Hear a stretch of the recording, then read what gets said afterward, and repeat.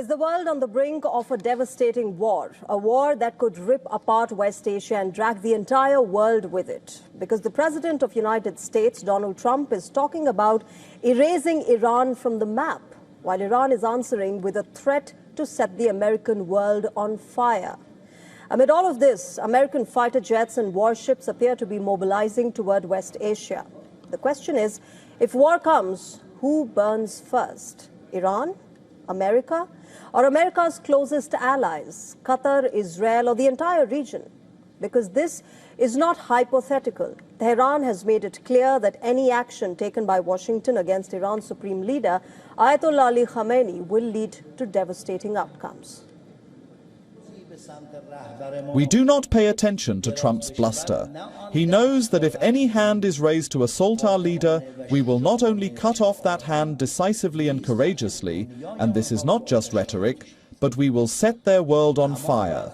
We will strip them of any security and leave no safe place for them. The warning comes just days after Trump publicly called for an end to Khamenei's nearly four-decade rule. In an interview, Donald Trump responded to questions about the assassination threats. The U.S. president said that he had given clear instructions to wipe Iran off the face of earth if anything were to happen to him. That threat did not come alone. It arrived as American military power has begun moving toward the region. Ship tracking data shows that the USS Abraham Lincoln has passed through the state of Malacca, which is the strategic waterway linking the South China Sea and the Indian Ocean. According to a U.S. Navy official, the aircraft carrier and 3 accompanying destroyers are now heading west. The ship's current position in the Indian Ocean places it only days away from moving into West Asia. At the same time, online flight trackers report that F-15E Strike Eagle fighter jets, accompanied by aerial refueling aircraft, have flown from England toward West Asia. Behind the scenes, pressure inside the White House continues to grow. The Wall Street Journal reports that Donald Trump is pushing his aides to design decisive military options against Iran. Now, this, remember, comes only days after he allegedly cancelled planned strikes on the Islamic Republic. Citing American officials, the report states that the president repeatedly uses the word decisive when describing the outcome that he wants from an American attack, leading to senior officials at the White House and the Pentagon drawing up an array of options before the U.S. president. Some of those options, as per a report, include toppling the Iranian regime, while other plans focus on narrower targets, including strikes on facilities linked to the Islamic Revolutionary Guard Corps. Officials quoted by the newspaper said that the president has not ruled out military action, though they admit that they do not know what he will ultimately decide. And this brings us back to the original question. If this confrontation turns into an open conflict, where could Iran strike back? Would Tehran target American warships and bases directly? Could Israel, which is Washington's closest ally, become a prime target? Or would Iran choose pro-American strongholds across West Asia? Could Qatar, which is home to one of the largest U.S. military bases in the region, find itself in the crosshairs?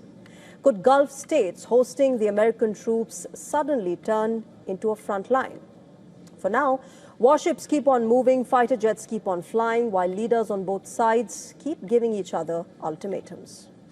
All right, moving on. A massive Russian aerial assault has left Ukrainians in Kiev battling a deadly winter crisis, with temperatures dropping to -10 degrees Celsius. The latest wave of Russian drones, ballistic and cruise missiles targeted multiple cities, including Kiev, Dnipro in central Ukraine, and Odessa in the south.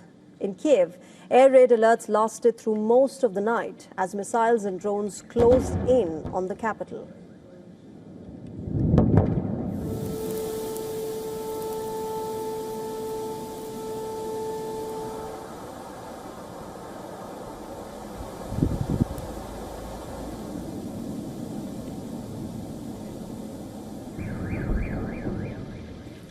By morning, more than 5,600 residential buildings were without heating. Large parts of the city also lost power and water, including the Ukrainian parliament.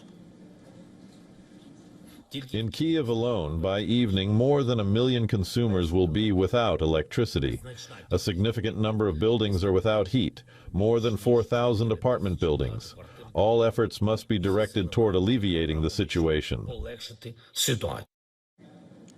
Kiev mayor sounded further alarm. He said that some residents now receive just 1 or 2 hours of electricity in one day.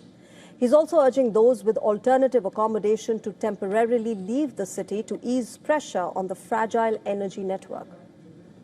If you doesn't have a chance, we do it everything to give the services. And we doesn't talk about evacuation, but if you have a chance temporarily to move outside of the city in this critical cold period of time, please do that. Before last attack, the population in our hometown was 3.6 million people.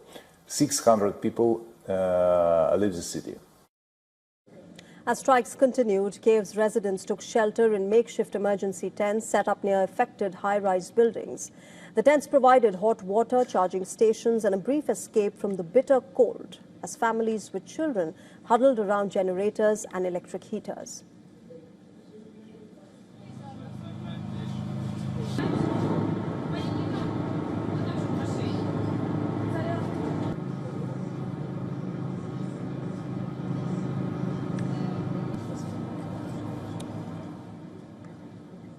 Meanwhile, Ukrainian energy officials confirmed that external power has been restored to the Chernobyl nuclear power plant. Hours after a complete loss of off-site electricity raised international alarm.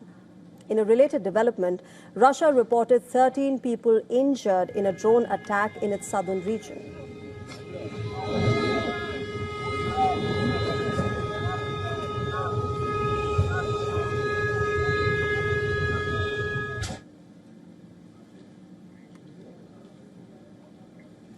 Now, diplomatic efforts are underway as U.S. President Trump's special envoy Steve Witkoff said that he will travel to Moscow this Thursday alongside Jared Kushner for talks with the Russian President Vladimir Putin. Meanwhile, Trump has said that he will meet with Zelensky in Davos on Thursday. Previously, Russia and American envoys held a meeting on the sidelines of the World Economic Forum at Davos. This meeting was said to be constructive. Dialogue is constructive, and more people understand the fairness of Russian position. Meanwhile, Ukraine now faces a grim test as winter deepens and its energy infrastructure remains under sustained attack. U.S. President Donald Trump took aim at Europe during a speech at the World Economic Forum in Davos. Trump said that the continent is not heading in the right direction. He criticized Europe's political and economic trajectory, warning that current policies are hurting growth and security, even as he stressed on the importance of transatlantic ties.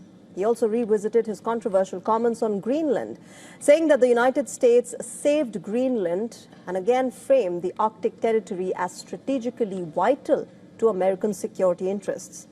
He also justified his action in Venezuela by saying that he helped the South American nation.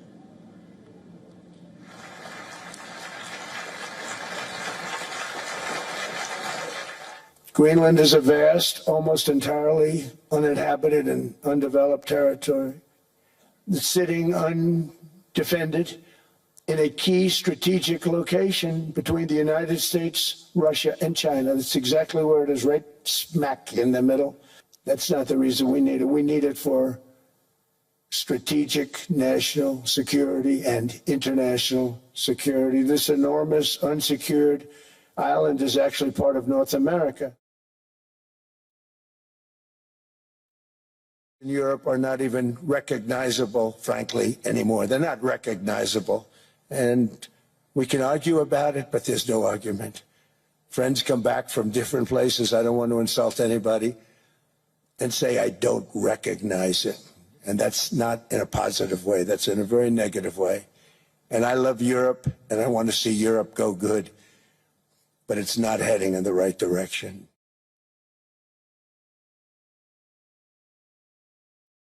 Venezuela's been an amazing place for so many years, but then they went bad with their policies. 20 years ago it was a great country, and now it's got problems, but we're helping them. And those 50 million barrels, we're going to be splitting up with them, and they'll be making more money than they've made in a long time. Venezuela's going to do fantastically well. WION's correspondent at Davos, Siddhant Sibal, is joining us live on the broadcast at the moment. Siddhant, more than 1 hour of Donald Trump's address, the entire world had its eyes on what the US president will say. And my God, what a speech. He's doubled down on his desire to acquire Greenland, and he's also threatened NATO and Europe. He went from I love Europe to NATO is a loser and United States got nothing from NATO. Well, it was clearly the big piece of ice that was the big story from his speech. In fact, yes, the entire world was glued to television when the US president was making his speech. But here in Davos, everyone went into huddle. All the meetings pre-scheduled, scheduled, all were cancelled, postponed, preponed. That is the plan that was being done because it was the big man who was speaking. And on expected lines, he upped his rhetoric on Greenland, something that was essentially not new. But for European leaders present here, it was a cause of anxiety. In fact, he mentioned about how he is the peacemaker. He naturally, it was expected, mentioned about India, Pakistan in his speech as well. Even though India has rejected Donald Trump's claim, he, of course, made a lot of statements, even saying that US gave back Greenland to Denmark after World War II, something that is being fact-checked by everyone right now on social media. This is a speech that can go for a lot of fact-check, but the reality is whatever he says, he usually implements, and this is something that European leaders are worried about. European leaders have been showing a brave face, but for them to stand up to Donald Trump means a pending order that has been created after World War II, that has been decades in making, but it will take decades to essentially go back foot on it.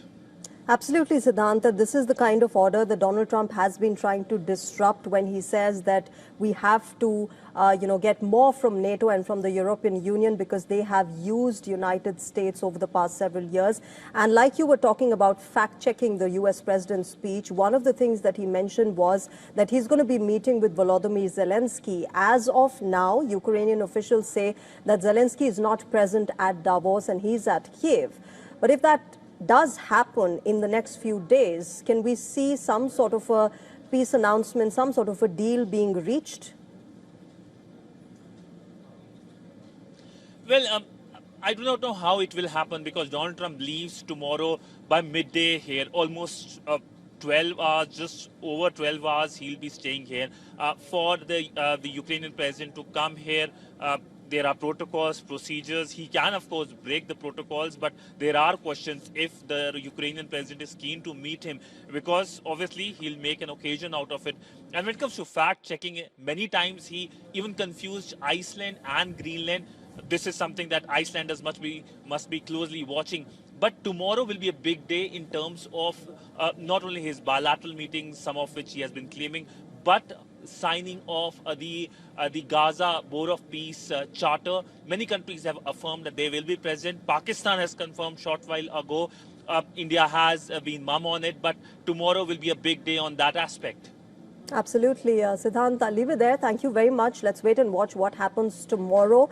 As far as today is concerned, Donald Trump had the entire world glued to the television. Thanks very much, Siddhant, for joining us at the moment.